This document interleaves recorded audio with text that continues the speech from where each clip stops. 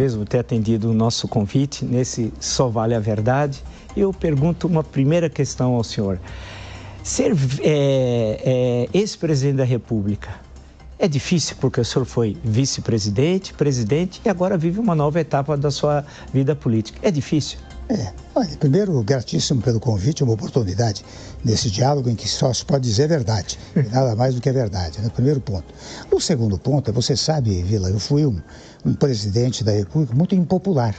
E é interessante, há pouco tempo, ainda hoje, eu fazia encerramento de um congresso de direito constitucional e eu dizia que foi aquela impopularidade que me permitiu fazer as coisas que eu fiz no governo. Porque você mexer em certos temas, por exemplo, direito de trabalho, previdência social, teto de gastos públicos, recuperação de estatais, é vespeiro, né? Mas eu consegui fazer porque era impopular, ou seja, não tinha como objetivo a reeleição. Quem faz a reeleição, quem entra no governo, sempre está pensando no futuro e não mexe, vou repetir a expressão, em certos vesperos, né? Então, digo eu fui um presidente muito impopular e interessante, isso foi útil para mim. Aliás, eu devo até dizer que numa primeira reunião do Conselho de Desenvolvimento Econômico e Social, um dos integrantes pediu a palavra e disse: presidente, aproveite a sua impopularidade e faça o que o Brasil precisa. Né? E interessante, sem embargo de ter sido um presidente muito impopular, eu me tornei um ex-presidente popularíssimo. A verdade é que hoje há um reconhecimento muito grande daquilo que nós fazemos, até agradeço as suas palavras inaugurais, né? Porque é exatamente isso, as pessoas tinham uma certa visão do governo e ao depois, quando eu saí do governo, verificaram que nós fizemos muita coisa naquele período e com muita tranquilidade, coisa que, com toda franqueza, hoje inexiste um pouco, né? Hoje existe uma certa intranquilidade. Naquele período meu, talvez no meu estilo, né? Eu tentava pacificar as relações políticas, institucionais, sociais, né? O que eu acho importante para o país. O senhor falou em reeleição, agora voltou a discussão na Comissão de Constituição e Justiça do Senado, foi aprovado o fim da reeleição. Claro que isso tem um longo trâmite legislativo. O senhor é a favor da reeleição? Hoje eu sou contra, viu? Eu sou contra pela razão que eu acabei de mencionar, porque você sabe quando alguém chega lá com vistas à reeleição, ele diz, bom, eu vou me preservar aqui no mandato, não vou mexer em certos temas polêmicos que posso perder votos. E daí isto prejudica, convenhamos, a própria governabilidade. Você veja, quando foi dito isso a mim, aproveite a sua impopularidade, a tradução que eu fiz é o seguinte: olha aqui, Temer, como você não está pensando em reeleição, faça o que o Brasil precisa. Né? Então hoje, eu francamente sou contra a reeleição, acho que deve-se aumentar o prazo presidencial, embora eu tenha uma tese que não é exatamente o presidencialismo, mas é um outro sistema, o semipresidencialismo, né?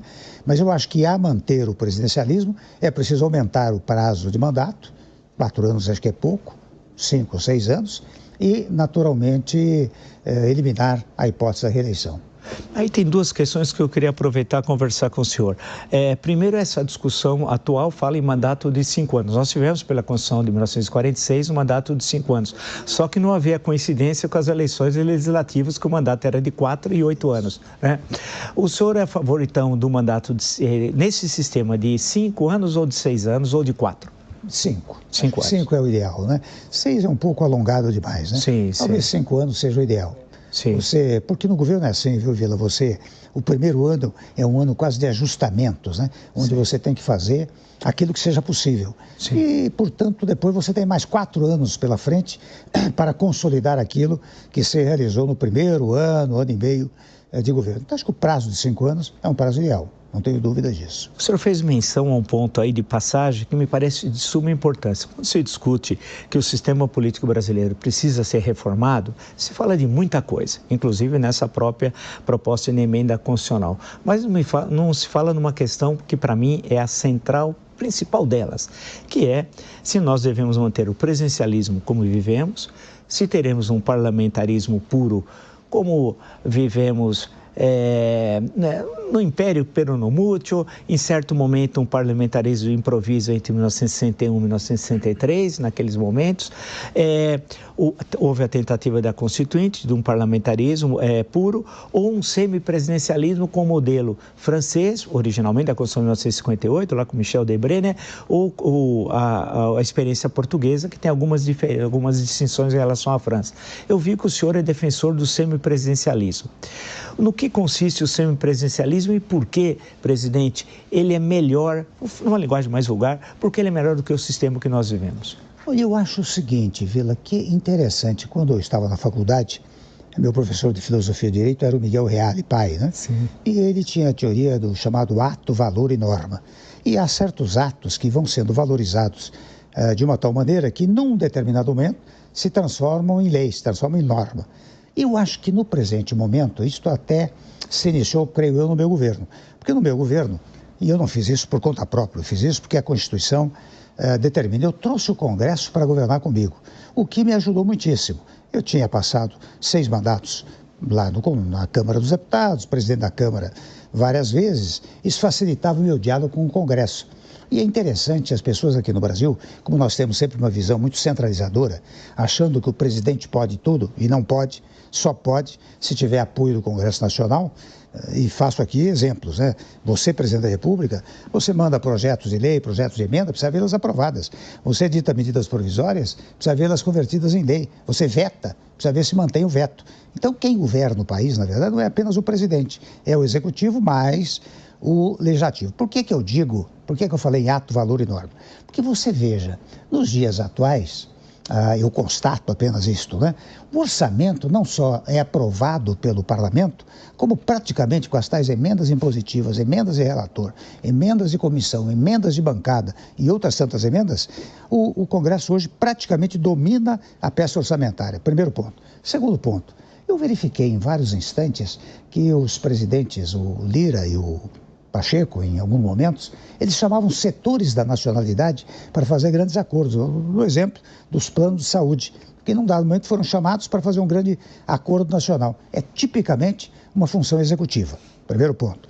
O segundo ponto é que, sem embargo de comandar o orçamento, portanto, destinar as verbas, até estabeleceu-se uma regra do chamado orçamento secreto, que é proibido pela Constituição, porque a Constituição determina a publicidade de todos os atos públicos. Não sei como é que se pôde pensar num orçamento secreto. Mas isso significa que certos atos vão sendo praticados, levando à convicção que o ideal para o país seria você entregar esta função de natureza executiva interna do país para o parlamento, porque daí o parlamento, muito bem, ele destina as verbas, mas ele é responsável pela governabilidade.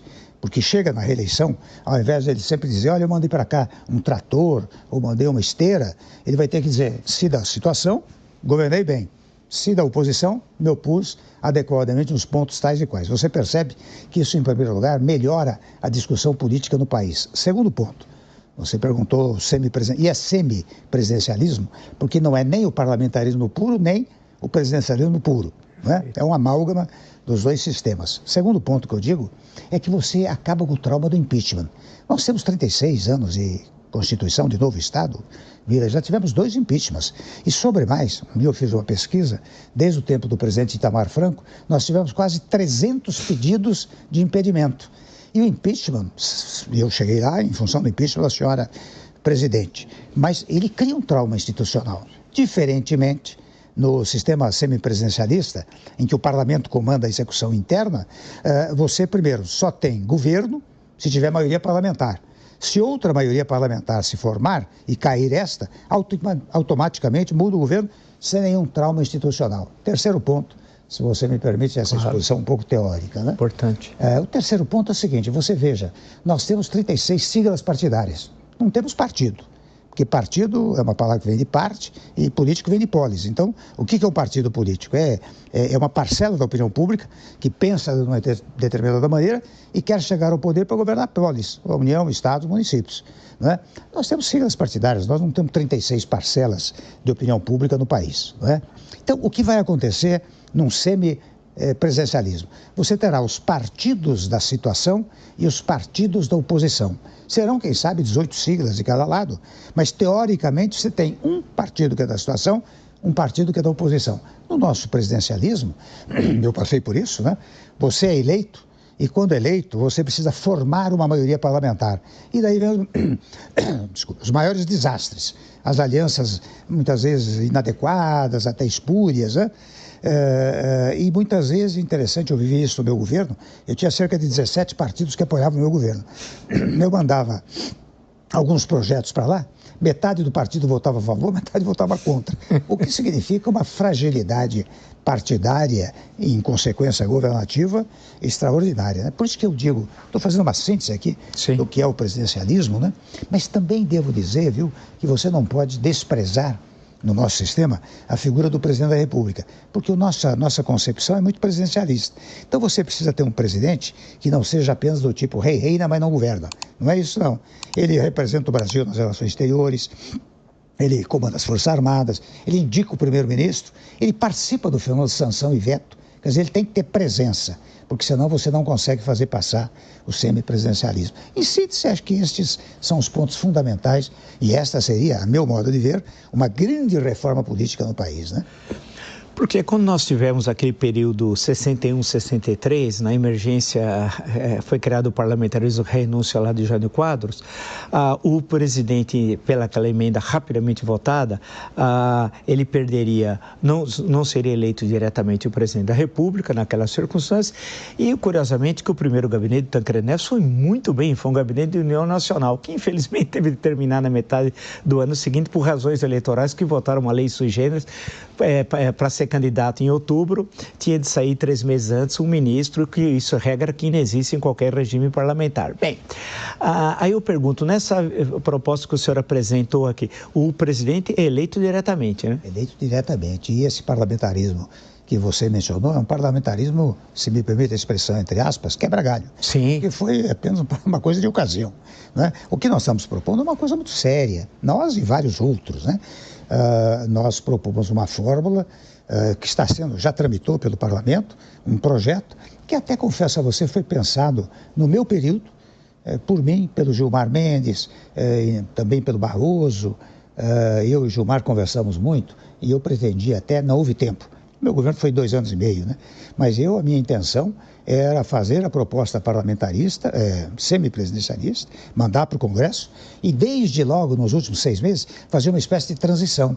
Não é? Não houve tempo para isso. Agora, o que está sendo proposto é o seguinte: você tem um projeto que será amplamente discutido no parlamento, se aprovado no parlamento, e bastaria isso, mas por razões políticas, é preciso submetê-lo a um referendo popular, para o povo dizer se está de acordo ou não. Qual é a diferença entre isto que nós propomos e aquilo que aconteceu no passado?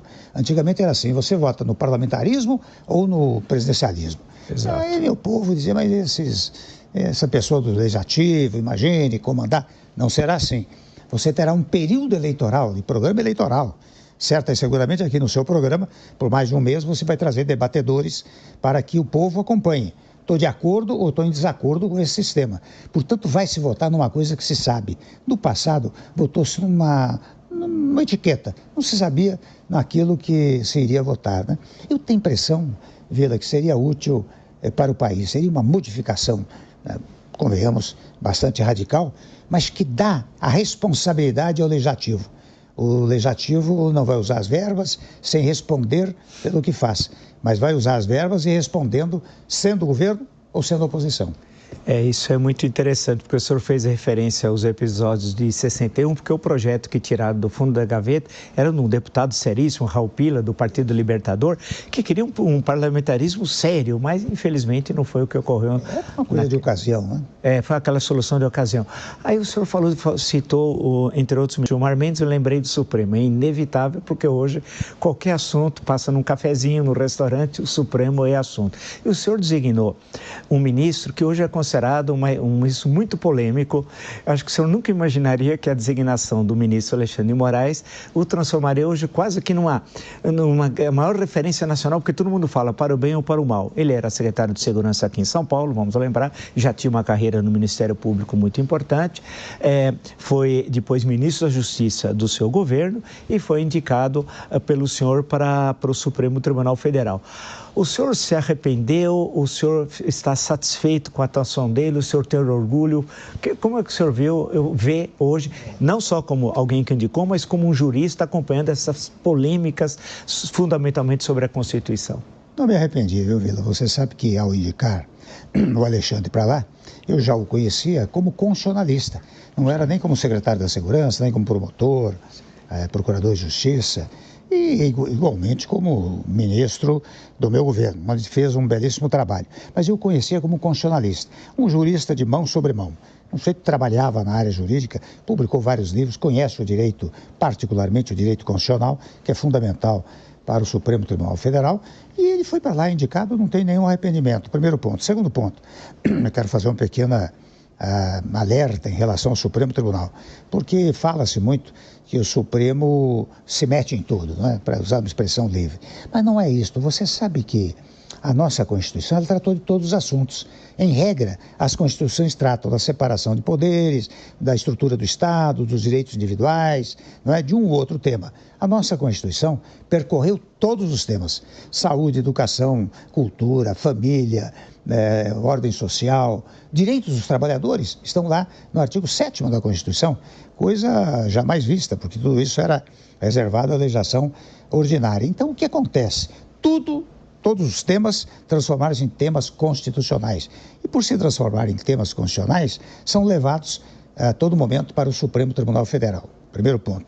Segundo ponto, também criaram-se, no passado, havia uma chamada ação direta de inconstitucionalidade. Esta Constituição, ao lado dela, trouxe a ação direta de declaração de constitucionalidade, a arguição de descumprimento de preceito fundamental, que é quando a ofensa aos princípios constitucionais, o controle da inconstitucionalidade por omissão, que é entregue a determinadas figuras, mas é entregue a mim, por exemplo, cidadão comum, por meio do mandado de injunção. Se eu perceber que a tardança na regulamentação do dispositivo constitucional me impede de desfrutar um determinado direito, eu posso ir com o mandado de injunção.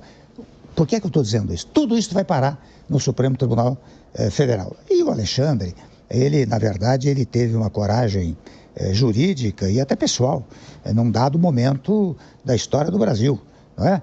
Eu acho que até ele garantiu as eleições no nosso país, ele e o Supremo, não é? Primeiro ponto. Segundo ponto, a crítica que se faz não é em relação a eventuais punições que tenham se dado em função do tal 8 de janeiro, não é? A crítica que se faz é da dosagem da pena. As penas foram elevadas. E até recentemente, dando uma entrevista, eu disse, depois recebi alguns telefonemas de gente graduada, né, do próprio Judiciário, dizendo o seguinte: olha, ao invés de ter uma anistia lá pelo Congresso, isso pode criar um mal-estar entre os poderes, o Congresso e o Supremo. O ideal dos ideais é que o próprio Supremo Tribunal Federal fizesse uma redosagem dessas penas. Basta provocá-lo e que isto pode ocorrer. E eu percebi que isso caiu muito bem, sabe? Eu verifico gente que está dizendo que o Supremo poderia rever isso. Foi condenado a 14, se cumpriu 2, já tem direito a condicional. Ele liquida esse assunto pelo próprio Supremo Tribunal Federal. Então, digo eu não me arrependo, o Alexandre faz um belíssimo trabalho, é polêmico, não há dúvida, até porque ele entra em polêmicas internacionais, né? Então, é polêmico, mas é o estilo dele, né? É o estilo dele. Agora, ele é um legalista, ele não é um sujeito, digamos, radical, que aparece na divulgação que ele radicalizou posições, mas eu o conheço muito bem há muito tempo. Ele é um sujeito discretíssimo, não tem essa radicalização que se atribui a ele, né?